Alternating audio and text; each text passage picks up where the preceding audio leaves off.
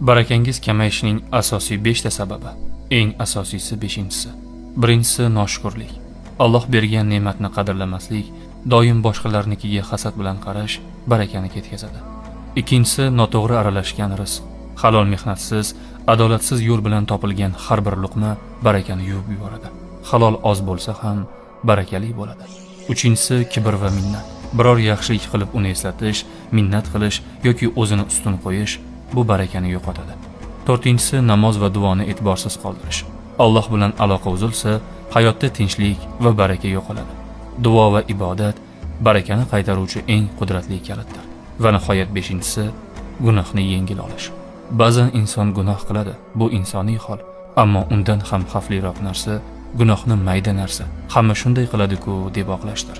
Bu barakaning eng yashirin o'g'risidir. Aslida barakani yo'q qiladigan sabablar ko'p va shu bilan birga barakani oshiradigan, inson hayotiga baraka kirib kelishi uchun nimalarga ahamiyat berish kerakligi bo'yicha ham ilmlar bor. Shu sabab